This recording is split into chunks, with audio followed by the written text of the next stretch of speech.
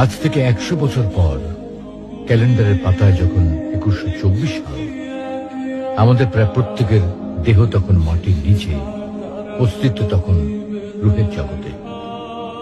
ইতিমধ্যে ফেলে যাওয়া আমাদের সেই সুন্দর বাড়িটা হয়তো পরবর্তী প্রজন্ম ভোগ করছে।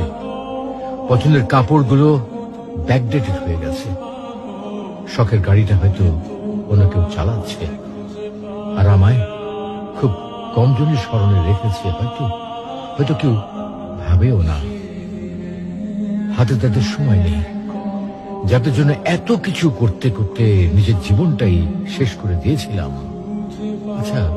আচ্ছা, বাস্তবতার এই জীবনে আপনি আপনার দাদাকে কতবার স্মরণ করেন? আপনার দাদির কথা আপনি কখনো কি আপনার মনে পড়ে? পৃথিবীর বুকে আজকে এই বেঁচে থাকা, এত হইচই, এত মায়া কান্না এভাবেই চলছে। গত হওয়া অসংখ্য প্রজন্মকে টপকে আমরা এই জীবন লাভ করেছি। তেমনিভাবে আগামীতে অসংখ্য প্রজন্মের ভিড়ে হারিয়ে যাবে আমাদের এই জীবন। কিন্তু খুব কম লোকই সময় পায় ফেলে যাওয়া জীবনটা একটু ফিরে দেখার। বাস্তবতা হচ্ছে এই জীবনটা আমাদের কল্পনার চেয়েও অনেক অনেক ছোট।